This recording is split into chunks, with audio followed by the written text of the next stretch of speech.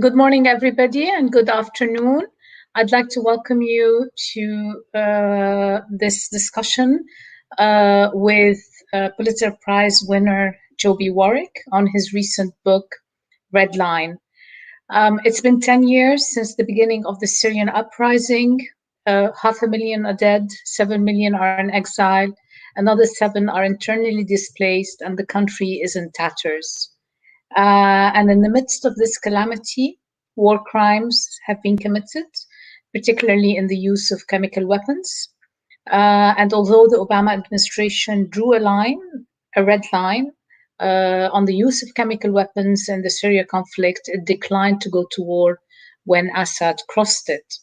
So today, to discuss this with me and much more, is Joby Warrick, Pulitzer Prize winner and the author of the most recent book, as I said, Red Line, The Unraveling of Syria and America's Race to Destroy the Most Dangerous Arsenal in the World.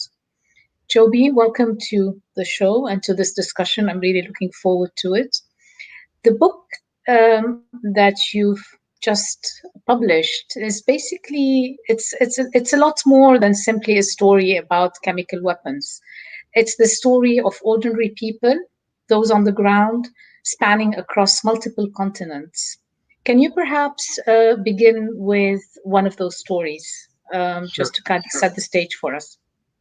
Thank you. And thank you, Maha, for that introduction, and also to Carnegie and the Middle East Center for hosting this event, and for everybody who's watching today. And I'm especially delighted that Maha was available to lead the discussion. I'm a great admirer of Maha's work and her passion in championing the cause of refugees and IDPs across the entire region.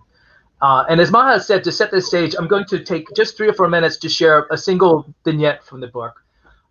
In Red Line, the narrative weaves the stories of Westerners. You've got UN, OPCW inspectors, American diplomats, political, military leaders, with the stories of more ordinary people, with Syrians who were on the ground and were personally caught up either in the chemical weapons attacks themselves or in the response to the crisis. And one recurring character is a young medical intern whose name is Hussam al-Nahas, and I'm going to show you a photo of him. He's actually, after the events of the book, he ended up getting accepted into a Master's of Public Health program at Johns Hopkins. So he came to the United States, and he's actually with us now. Hussam became a powerful advocate within the medical community in northern Syria, urging preparation for a chemical weapons attack, which they were sure was coming. And in fact, he was so passionate, he earned a nickname, Chemical Hazm, Hazm being an Arab name, which means stubborn or strong-willed.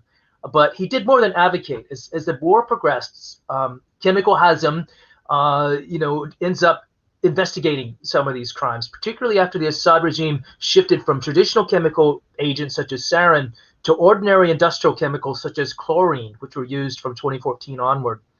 And Chemical Hazm chose to put his life at risk to find evidence of the crime. And with his friends, he crossed battle lines, braving helicopters and snipers to find the bits of evidence that could prove to the world that chemical weapons attacks had not stopped.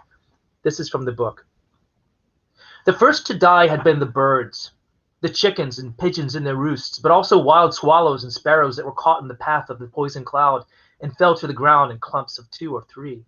Next came the smaller mammals, the goats, sheep, and feral cats that lasted perhaps a few minutes. One family's cow lingered for 8 hours, wheezing pitifully as she drowned slowly from a buildup of fluid in her lungs. Hussam took pictures of the animals and of the ugly red gouge in the earth where a barrel bomb had landed just behind a farmer's house in the village of Talmenes. He took a deep breath.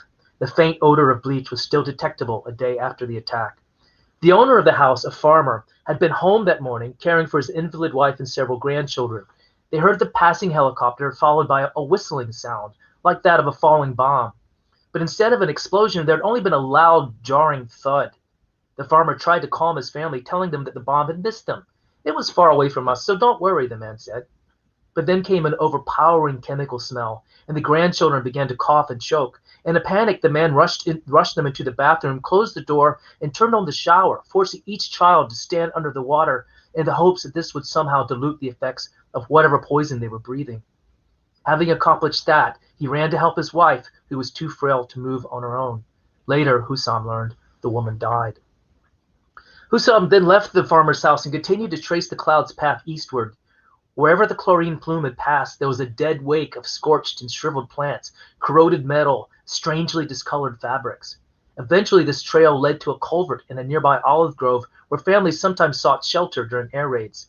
The poison had settled in this low spot, and 2 children who had been hiding there with their families became gravely ill from the fumes. Both later died.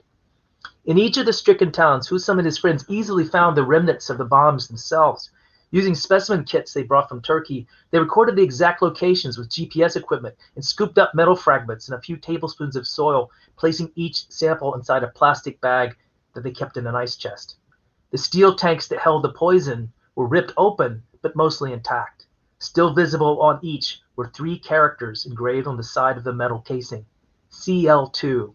It was a chemical symbol for chlorine gas. Husam had found his evidence.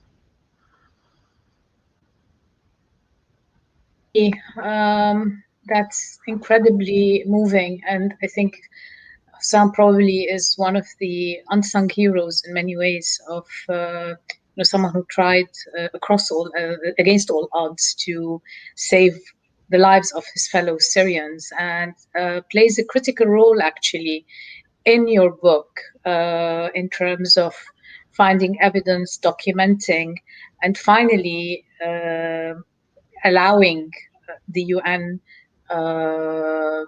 to have conclusive evidence as to A, the use of chemical weapons, and B, who actually had used those chemical weapons. But more on that in a short while. Let me begin where you start your book, which is the CIA penetration of the chemical weapons program in Syria. Could you tell us a bit more about that? It's a remarkable story, and I don't think it's really been told widely enough. Yeah, thank you. It was quite unknown, and I was forever surprised as I was gathering material for this part of the story. We ended up having really good insight into Syria's chemical weapons program. There were good reasons for wanting to know what Syria was up to. It's a neighbor to Israel. There was stories all along that they were trying to develop a chemical capability to counterbalance Israel's nuclear capability. So it's just a strategic weapon system for them. And as things evolved, the CIA ends up recruiting a very well-placed mole inside the program. It was a chemist who was a scientist who had actually been to the United States. He had studied in America. He'd once been a Boy Scout. He went back to Syria, became a chemical weapons specialist, and was deeply involved in the sarin program. So in the late 1980s, the CIA reaches out to him. There's a sort of mutual exchange in which they get together. And for 14 years, he passes on the deepest secrets that Syria had about what it was making, how good it was, where it was.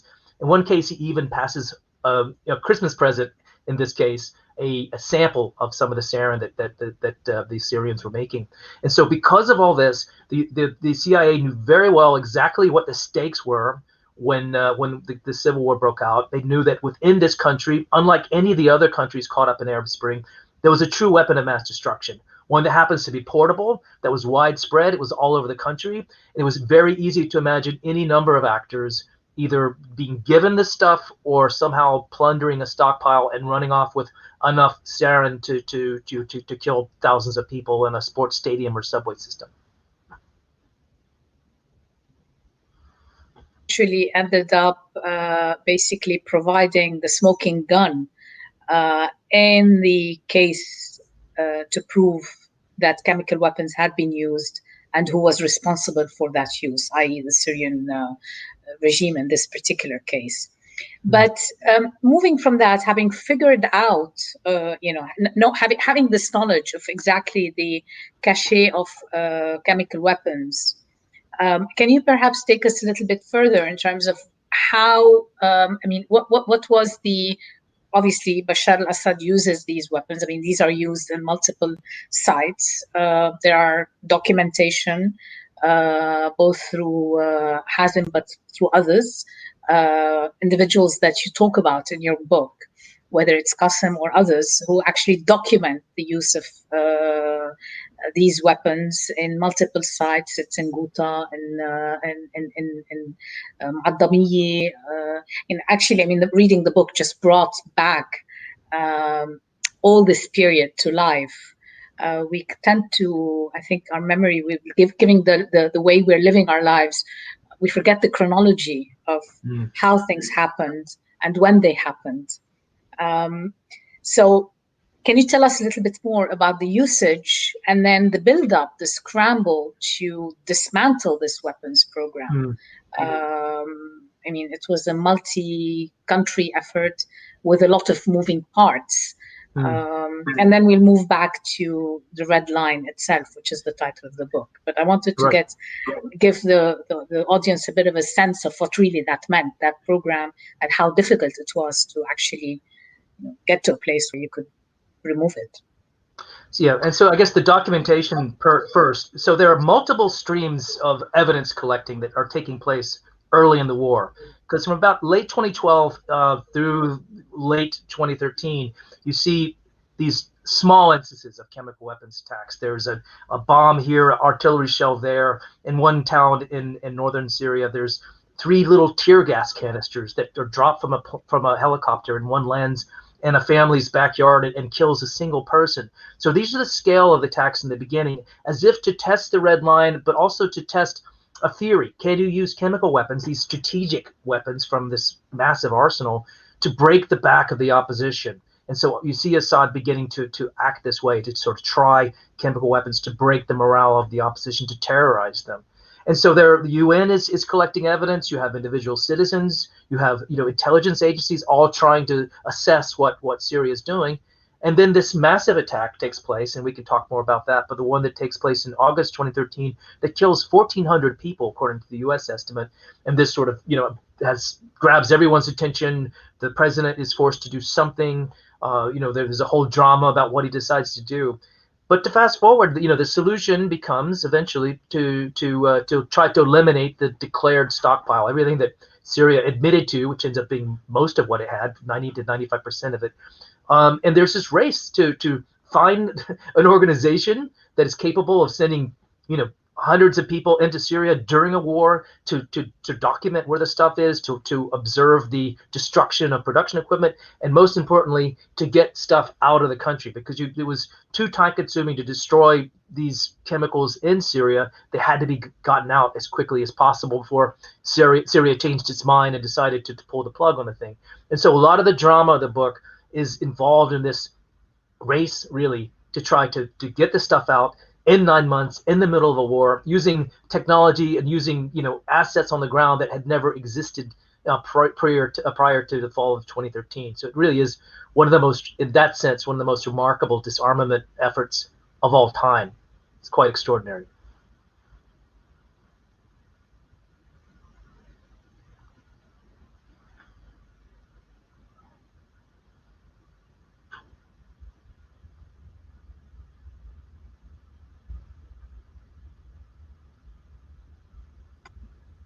Sorry, didn't realize I'd muted myself.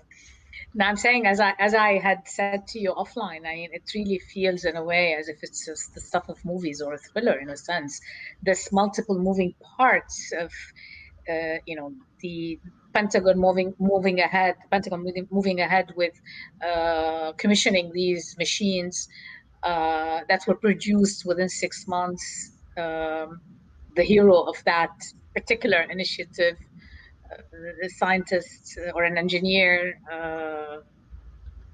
in a little known facility. I mean, it really is quite remarkable. All of the individuals and all of the effort that came together to be able to get this process going. But then there's the part that is, I think, the most intriguing, also one of the most intriguing, which is the actual destruction of the chemical weapons. Which again also was pretty unique, and I don't think will ever be replicated again, probably. Could you tell us a bit more, tell the audience a bit more about this? Absolutely, yeah. And to me, this is one of the things that drew me to the story to begin with, because it happened fairly quietly at the time. Not many people paid close attention to it. At the time, we were distracted by some other things in the region, such as ISIS taking over Mosul in Iraq. So as this stuff was going on, the world's attention is elsewhere.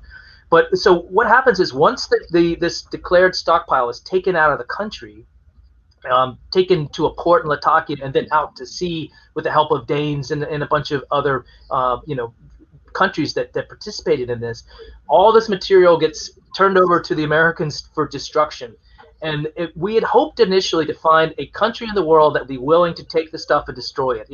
Countries like Russia, certainly the United States, we have dedicated facilities for destroying chemical weapons. We spent billions of dollars making them. And so they exist. And yet the United States, the Pentagon, the UN was unable to find anyone, no country willing to be the host to sort of take on this problem. And with nothing else, no other options, they turned to this Pentagon program. There's this facility down in Edgewood, Maryland, that had invented a machine that was portable, that could be put in a couple of tractor trailers and hauled anywhere in the world. They thought maybe they would be hauled to, say, Jordan or to Albania or someplace where they could have a little bit of land to operate. With nowhere else to go, they ended up doing it at sea. So they got an old ship out of the U.S. Ready Reserve Fleet, a cargo ship. They took these machines and put them on a deck, covered everything with plastic to kind of make it sealed as much as possible, and then pick up the chemicals. And then for 42 days, the ship kind of spins circles around the Mediterranean, destroying these barrels of chemicals one at a time through this chemical process that involves water and mechanical energy. It's very, very complicated.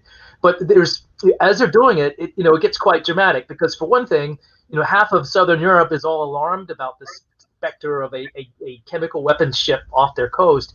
And so you see, protest flotillas being organized, people coming after them, trying to find them to stop them. You've got things breaking down. You've got this really scary situation where the boat is becoming increasingly stable as it continues its mission, because it's burning off fuel. Fuel is stored low because it's ballast. So the fuel supply is shrinking, and literally millions of gallons of waste products are being moved into upper decks of the ship.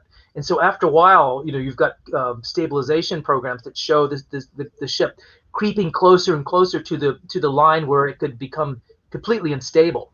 And we can well imagine what would have happened if the ship would have capsized off the coast of Crete somewhere. So all these frightening scenarios are kind of popping up as these guys are doing their mission. And in the end, they get it done. 42 days, that the last of the barrels is rolled up from below decks. The process runs, the chemicals are neutralized, and they're finished. And not a drop of sarin is spilled, and that's a pretty remarkable achievement. And kudos to Tim Blades and Rick Jordan, who, the master engineer and the captain of that ship, who managed to steer, and everybody, all the crew that actually took part in this entire process. But staying with that a little bit, can we, in the lead up to all of this action, there was a commission by the UN under the leadership of Sigrid Kaag, and they had tremendous difficulties just getting, and as you said, it only ended up being 95% because of funding. Can you talk about the challenges they faced in terms of trying to get Syria to, or the Syrian regime to hand over these chemical weapons as promised, and then what was happening on the ground as well? That's a good question. And because, as these preparations are being made by the Americans to try to figure out how to destroy the chemicals, the bigger task at hand is to try to find them all, to collect them, to destroy manufacturing equipment.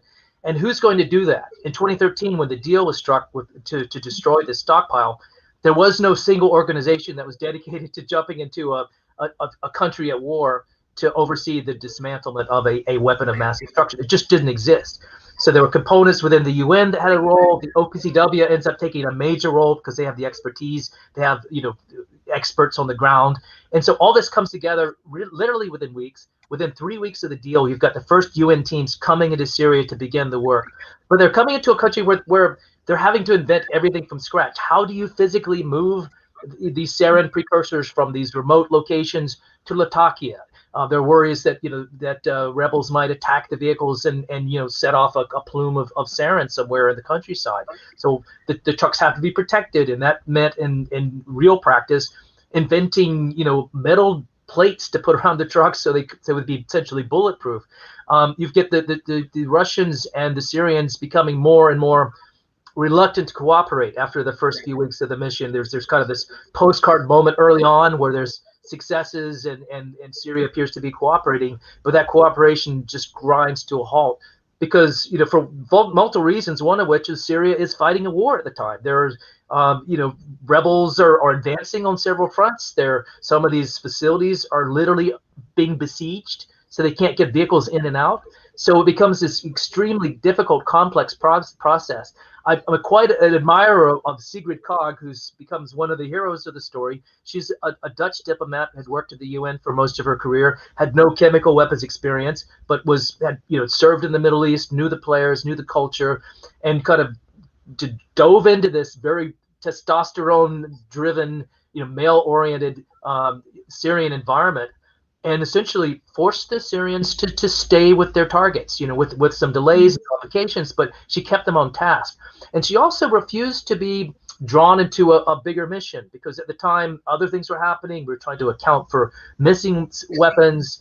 This could have been a mission that could go on for years and years and years. And instead, Sigrid said, I'm coming in. We're going to eliminate the declared stockpile, which is our mandate. We're going to get it out of the country. We're going to destroy it. And then we're done. And she stuck with that. And despite, some personal risks, she was trailed by, mysterious cars. She was, mortar shells fell in the parking lot of the hotel regularly. One artillery shell landed on the roof of her hotel as she's in it, and landed several floors above her. So there's a lot of personal risk, a lot of fear associated with just going out of the hotel every day to do their jobs.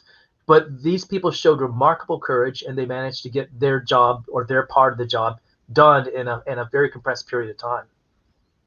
The same with, I believe his name was Ake, the Swedish scientist, who also showed remarkable courage in going into Ma'adamiyya to pick up the evidence that was there. Yes, and I love his story because Eke is one of the early characters in the book. He's a chemical weapons expert who the UN sends into Syria to try to investigate these early attacks that were being reported. And while he's there, while he and his team are in Damascus, this horrific attack takes place in Ghouta in August of 2013. And the inspectors could actually see the artillery strikes from their hotel. And so the next morning they get up, and there's been this horrific calamity, and they begin to press the Syrians for permission to go gather evidence. That's why they're in Syria to begin with. And they become kind of the subject of a tug of war, because the Syrians obviously don't want them to go anywhere. The Americans want them out because they're trying to prepare for a military strike, and this team is in the way. The team itself, and Selstrom in particular, insist that we have to do our job. We have to go and see what's happening. And they win permission to go to these places like Ma'adamiyya, where they have to cross through no man's land and multiple lines of battle to get there. And they come under fire. Their lead vehicle is shot up, and I have this scene in the book where after getting shot at, they retreat for a moment to figure out what to do, and they kind of talk among themselves. Do we go back? Do we end our mission? And one of the security advisors says, no, we go back in, because if you give up now, you're never going to do your mission. You're never going to get there. The Syrians will know that you can be frightened. So they all got back in their cars. They put their armored vest up against the windows and windshields, and just raced across no man's land and got to the site, and were able to collect fresh evidence still in the field, including real evidence of sarin, the actual remnants of sarin that was still in some of the shells, showing remarkable bravery at really getting this task done. And I remember at the end of that story, you talk about how they actually left Syria way ahead of schedule in order to make sure they're out of Syria, and they were taken straight by their handlers to the airport and put on a plane, because there was also concern around their lives had they stayed in Lebanon, given the evidence that they were carrying, if I recall from the book. Yeah, exactly. And just on that point, so yeah, you can imagine the fear, because they're sitting on a trove of evidence that the Syrians would love to get rid of. And so they literally feared for their life as they left Syria. And then after crossing into Lebanon, they discover there's a threat against their lives by Hezbollah. So there's this crazy race to get out of the country at the end, but they do make it with their evidence. Having since we're talking about this, can we maybe just stop for a second and talk a bit about what was the impact of the red line that was crossed, but somehow passed with some impunity, even though the chemical weapons were destroyed. But I think for many Syrians, the fact that nobody was punished for horrific war crimes that were done, what did that mean for Syrians? But also, what did it actually mean at the end for the regime's use of chemical weapons? It's an excellent question, and everything that I encountered in this narrative ends up being a lot different from what I thought in the beginning. Every narrative, every storyline is much more complicated, and so that's that the decision making was so fraught with so many potential risks and so many things that officials were thinking about in good faith at the time, but trying to navigate a really difficult, delicate diplomatic situation. And just to apologize for this, but just to set the stage a little bit, I mean, the Obama administration, I'm absolutely sure from my reporting, was ready to strike in August 2013 after this big attack in Syria. And it was initially hamstrung by a couple of factors. One was this great fear that, the evidence might be wrong. We've gotten into a war before because of weapons of mass destruction evidence that turned out not to be reliable in the Middle East. Obama was anxious to avoid that. He didn't want to carry out a strike when there was this team on the ground that's supposed to be doing fact gathering. So how do you launch a punitive strike when you're still gathering evidence? So that looked bad. And so there were all these delays, and then you start to have the coalition fall apart. I mean, the French, the British, and the Americans are going to attack together. The British had a parliamentary vote, and they decided they didn't want to take part in it. And so you see Obama getting a little bit wobbly on this and thinking, well, if I'm going to do it, I want to get Congress with me. So he decides he's going to ask for congressional backing, thinking that Congress would say, yes, yeah, of course we'll support a limited strike. And Congress didn't, as we now know. The two Democrats and Republicans both almost unanimously said, we don't want to get involved in Syria. And so that strike looked, pretty hopeless. And then the deal comes out of nowhere. And instead of launching missiles, we decide to get rid of the stockpile. And I guess, so the results of that are, for the Syrians on the ground, this is a massive disappointment because they absolutely believed that the use of chemical weapons in this horrific way was going to bring the U.S. into the war on their side. Their expectations probably were not well matched with the reality at the White House at the time, because while Obama was willing to have a punitive strike, he was not looking to get involved militarily in Syria. He was absolutely not about to do that. But you do have this moment where the Syrian opposition, essentially just gives up in protest, that many of them ends up quitting and joining some of these more extreme groups. The other partners in the Middle East look at America as being feckless and not honoring its commitment. So it was quite damaging diplomatically and also in terms of our reputation around the world. In terms of whether we punished Syria or not, it's kind of a mixed thing. On one hand, Assad did survive. In some ways, he looks statesmanlike. He's able to work with the UN and be cooperative in trying to get rid of the chemical weapons. At the same time, he did pay a price because if we remember, this chemical weapons stockpile was his strategic asset. This was the most expensive, the sort of the crown jewel of the military establishment. He had never admitted even having it. He had to let people come in from the outside and destroy the whole thing, except for the bits that he hid away, including, and this is important, production equipment, because it wasn't just the chemicals itself. It was all the manufacturing machines that they had brought in over decades to make the stuff. All that was taken apart and just literally smashed into pieces. So that was a pretty big price he paid.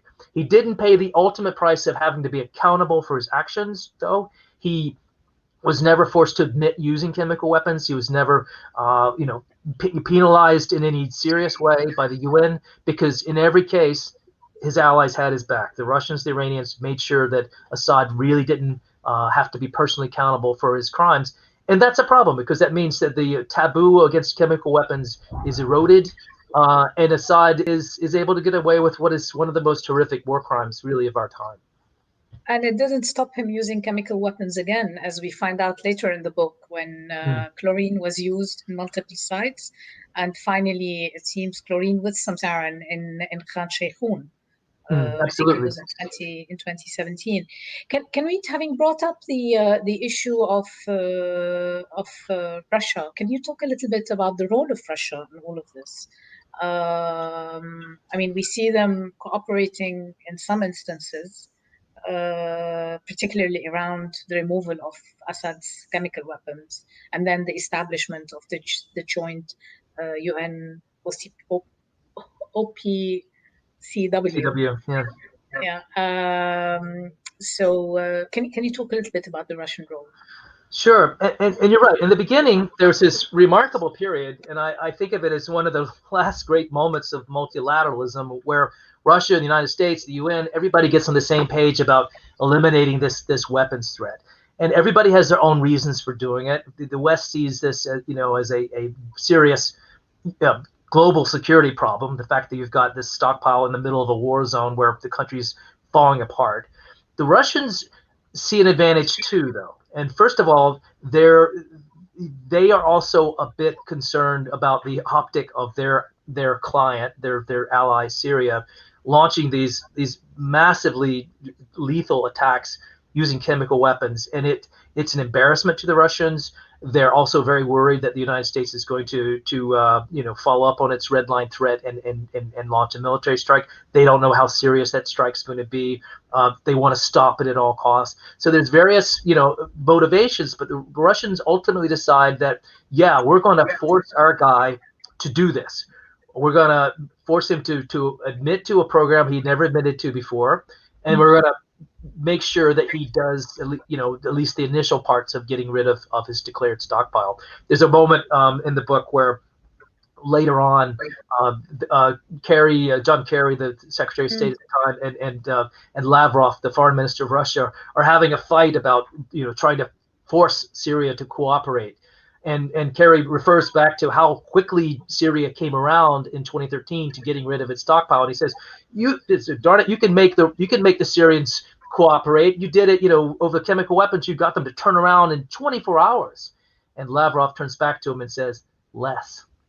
Just shows you the extreme influence the Russians had in making Assad give this up. So yeah, they were quite cooperative in the beginning, and yet in terms of actually helping the dismantling, taking the weapons themselves, providing significant assistance to the elimination of the program, they were pretty much on the back seat. They didn't contribute that much. And then later on, after the bulk of the weapons had been removed, you see the Russians becoming more and more assertive allies of Syria, shall we say, and making sure that Assad doesn't have to pay a price. When he starts using chlorine as a substitute chemical weapon, kind of a poor man's substitute for real chemical weapons, Russia continuously blocks efforts to hold Assad accountable, to sanction him, and to punish him. And then later on, when there's a serious UN investigation that seeks to find fault, to determine blame for the use of sarin in some of these attacks, and a report comes out. Russia vetoes it. It vetoes the commission. It does everything. Can you say a bit more about that report and the commission? Because the commission was founded by a Russian-US initiative. And yet when the report comes out pointing the finger very clearly at the regime of Bashar al-Assad, Russia vetoes it. Right. And maybe a little bit about the smoking gun, which is kind of the link to what we were talking about earlier. Right. This is an amazing story, and Samantha Power, the UN ambassador at the time, plays a key role. So you have this frustration by the Americans that Syria is continuing to use chemical weapons, continuing to use chlorine, continuing to not be held accountable. And so through a little bit of personal diplomacy, Samantha Power and Vitaly Churkin, her Russian counterpart, debate this. They talk about what to do. And for whatever reason, the Russians decide ultimately, well, okay, we'll agree to a commission, this joint UN OPCW thing, and they called it the JIM, the Joint Investigative Mechanism. We're going to set this thing up, and its sole purpose is to go in and look at the evidence and decide not just that chemicals were used, which everybody kind of knew, but to point a finger of blame when they could find real evidence. And I have to, I'm just guessing here. I wonder if maybe the Russians didn't think the evidence really was that conclusive. But this panel ended up being very good. They had top-notch chemists who were involved. They had enough of sort of samples of Syria's chemical stockpile that they had a really good forensic profile. And so they're able to go back and look at the evidence, look at some of the sarin that was collected, compare it against the baseline, what they knew that Syrians had. And they had a smoking gun. They had a couple of chemical signatures, an ingredient that was only in sarin that was made by Syria, and another chemical signature that was an absolute fingerprint for Syria's early production. This was not something they'd made that was new. This is something they had made historically, and they still possessed, apparently, because they were still using it. So all those pieces came together, and it was a real indictment of Syria. But once again, Russia did not stand for that. It shut down the commission. It refused to allow it to renew, and it vetoed the report itself. All that evidence still exists. It's still in the files. But in terms of punishment, of accountability for Assad, it ended up not being very useful at all. Even after Khan Shaykhun happened, which was in 1,400 people died in Khan Shaykhun itself. Joby, let me just maybe move it a little bit. And can we talk a little bit about what these weapons, the use of these weapons, meant for Syrians? I mean, there are many instances in the book when you talk about the trauma of Iraqi Kurds, and we'll come to that in a second once we start talking about ISIS, which is the last part of your book. But the trauma of Iraqi Kurds having lived through chemical weapons attacks and what that has done to them. Can you perhaps talk a little bit about what these attacks meant to Syrians beyond the use, beyond the death, the high death toll that resulted from them, and the horrors associated with the physical horrors? That's an excellent question. And I think many Syrians will say, why do you focus on this one weapon? There's so many ways that Syrians are killed, and that's absolutely true. And many more Syrians have died from other causes. But there is something that is unique about chemical weapons. First of all, it's the lethality. That attack in Ghouta in 2013 with all those people killed, that was the single deadliest day of the entire 10-year conflict. So it just shows you the power of a few shells of sarin landing in a civilian neighborhood and how much damage it could do. So that's frightening. Also, just the nature of the weapons themselves. They're invisible. You can't see them. You can't necessarily hear them coming, but you can see what they're doing, because so the suffering is extreme. It's a horrific way to die. And so those who have gone through those attacks, who have experienced it, who have seen it, or even those who have heard about it, it is an ultimate terror weapon, because it really does terrorize people who have been around it. And you're right to point out that the Iraq experience, because if we think back to the 1980s, the Iran-Iraq war, where chemical weapons were widely used, to this day, populations along the Iran-Iraq border remember those horrific attacks with fear and revulsion. And so when to sort of jump ahead on the story a bit, but when ISIS starts to experiment with chemical weapons, you see people really afraid. Is this going to be something that is going to come after us? Are these chemical weapons going to be used against us? And you see them being really frightened about this prospect, and it becomes a problem, for the U.S. and Iraqi alliance for a while, because we're trying to encourage the Iraqis that we're going to take care of you, we're going to provide equipment, but Iraqi frontline troops are really afraid of this stuff, and they're nervous about being deployed around them. I'm going to go now into use this as a segue to talk a bit about the ISIS chemical weapons program and then life under ISIS. But I just want to remind our audience out there that if they have any questions for Joby, please submit them using the YouTube or Facebook chats, or tweet us at Carnegie Endowment, or use the hashtag as Carnegie. So just any one of those will allow us to, the questions will reach us.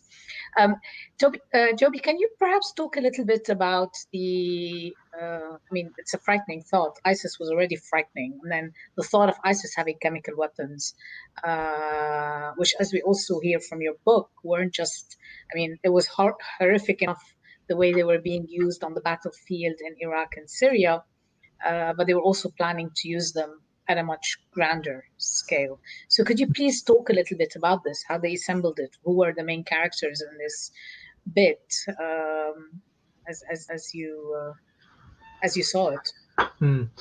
This is an important part of the story. Just to remind people, chemical weapons has always been part of the Al-Qaeda and ISIS playbook.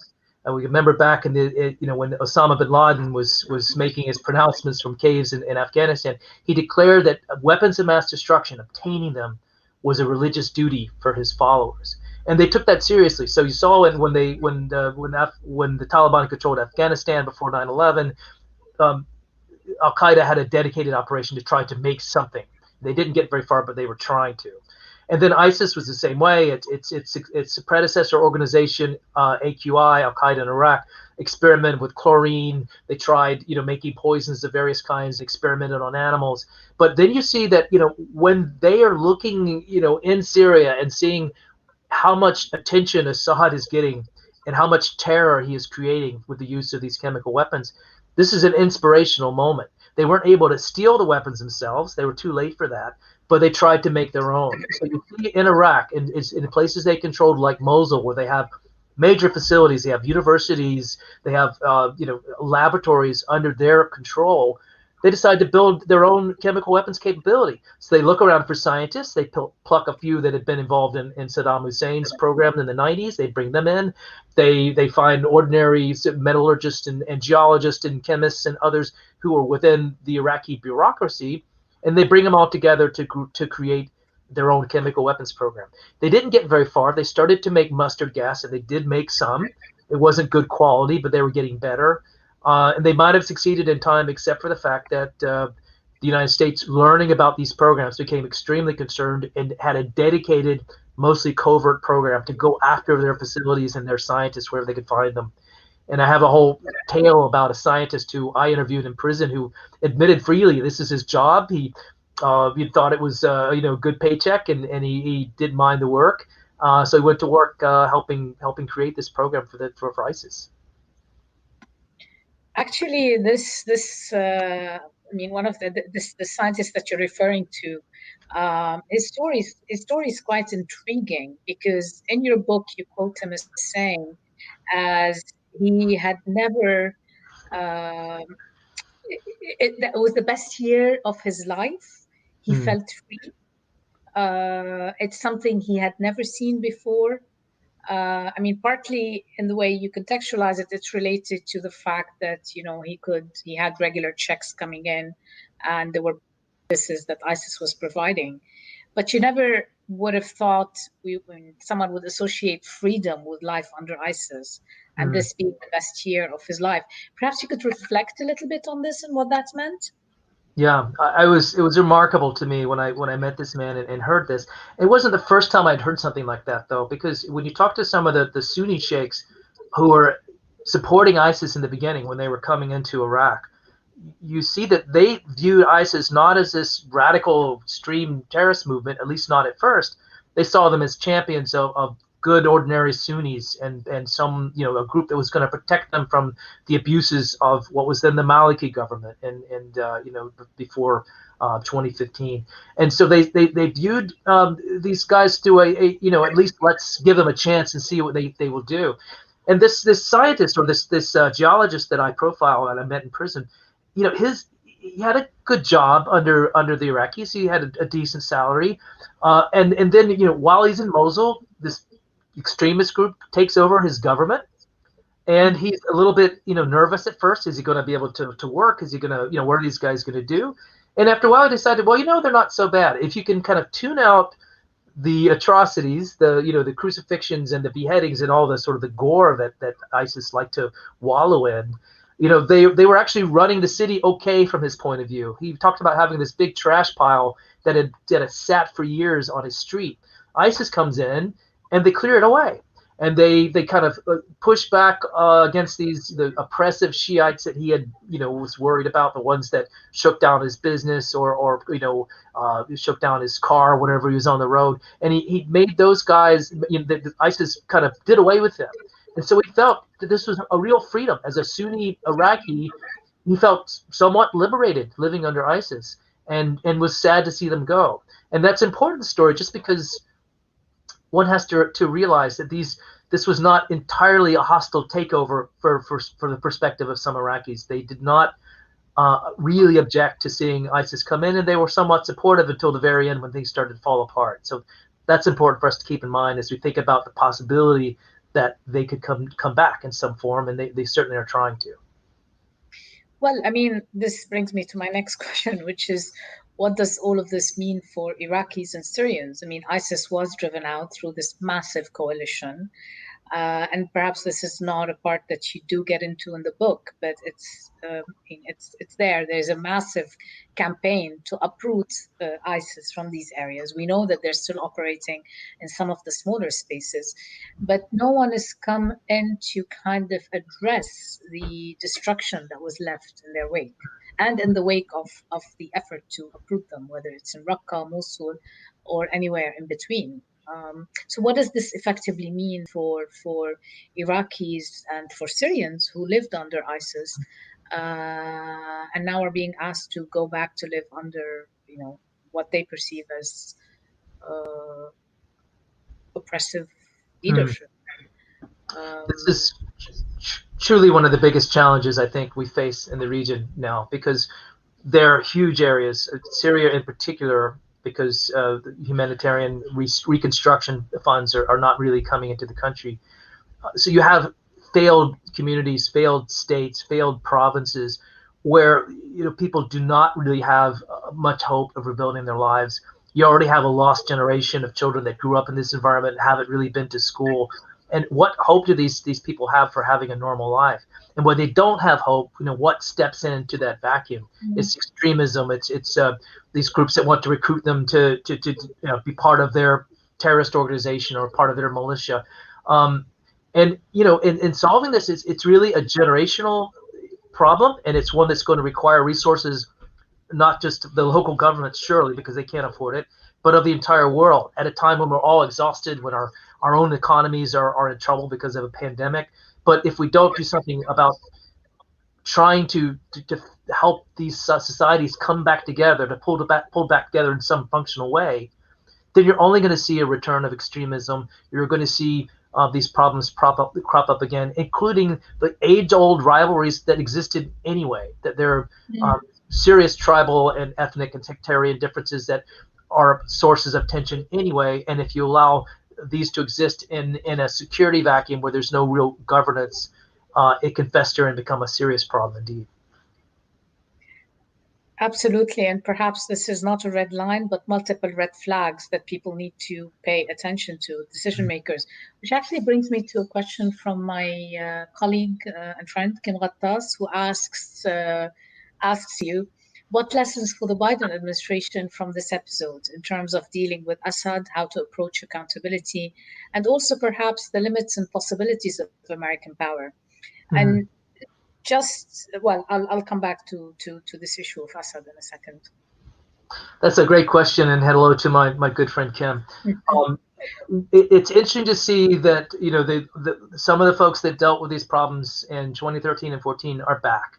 And I think they're older and wiser, and perhaps if I can anticipate this, exercising more humility about the limits of power, because it has always seemed, I think, just for a whole generation that somehow the U.S. could come and fix these massive problems, that we could somehow make it all, make things stable and safe. And in Syria, there are other countries as well, Libya and others, where we just have not had the sort of the political capital, the political will, the diplomatic skill sets to really make a difference. The frustration you hear from the Obama people who worked the problem at the time was that everything we did do to try to make the problem better somehow ended up making things worse. And one example was this huge covert program to train and equip rebels, opposition figures. We spent over $1 billion. We had a huge program that was based in Turkey that trained tens of thousands of rebels, thinking that this was going to be our response to the red line violations, and that they were going to at least force Assad to come to the table and negotiate a settlement. Those trained forces sort of evaporated. Some of them joined some of the stronger, more powerful religious groups, the Islamist groups like Nusra and others, and others in other cases, weapon systems, including some very anti-tank weapons, some important systems were stolen or sold. And in the end, it just, if anything, it ended up was being gasoline on a fire that just prolonged the conflict, prolonged the suffering, but didn't seem to achieve anything. And it's quite humbling when we think about that, all the money that we spent, and all that we hoped to do, how little of it was actually accomplished. And so I do think that the folks coming in now, the new Biden team, understands the importance of being absolutely engaged diplomatically, working with our partners and allies, having a presence on the ground to prevent a limited presence, not necessarily combat forces, but people who can help prevent the resurgence of ISIS, who can help maintain some kind of separation and stability in a region where there's Kurds and Turks and Syrians all kind of opposed to one another. There's a big role for us, but I think it's going to end up being a modest role in sense of our ambition to solve these massive problems on our own. This ties into a question by Dawn Chatty, and it was also a bit where I wanted to take this conversation. I mean, Dawn is asking, can the conflict be unraveled by any international effort? And really, does the US have any role? There's another member of the audience also asking a similar question. Or should be looking at what and how Russia might do next. And what I tag on to this, given that we're talking about the Biden administration and how many of the figures today making the decisions were in the Obama administration, and they really wanted nothing to do with Syria. Do you think we're going to see a repeat of what was there before, in the sense that the normalization with Iran will continue to be prioritized over helping end the Syrian conflict, or even helping the whatever's left of the Syrian opposition? So my, this is all to be determined. My personal view is that there will be several tracks at work at once. That obviously the Iranian track will be prioritized if it comes together, and that is a very big question right now. But at the same time, I think there is a perceived opportunity here, because there is a sort of a change of administration, there are fresh faces or new faces coming aboard, and there's a crisis in Syria that is putting some pressure on everyone to do something, because Syria economically is in a lot of trouble. Assad may have preserved his rule; he's still in power 10 years after this uprising started. But he's not very popular even in places where he controls, in the sense that people are struggling to make ends meet. The economy is in free fall. Russia one would assume, may be experiencing a bit of fatigue from having to keep their friends propped up. So perhaps there is an opportunity for a creative diplomatic solution. I personally can't begin to imagine what that would look like, and I'll probably quickly get in trouble if I do. But there does seem to be a perceived opportunity, and we'll have to see if the bandwidth exists with an administration that's dealing with a lot of crises at the same time, and if an opportunity is really there that can be exploited, and that's all to be determined. We seem to be juggling not oranges but eggs at this point.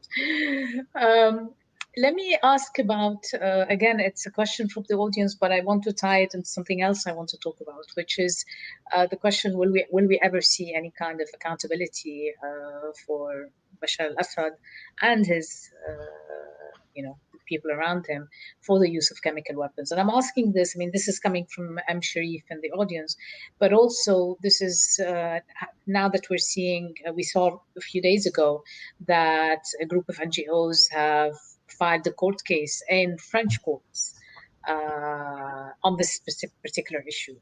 Do you think there is a scope for something developing along those lines? Will he ever be held accountable? Will there be accountability at any point for any of the atrocities that have happened in Syria? I think you can't give up hope on that possibility of accountability.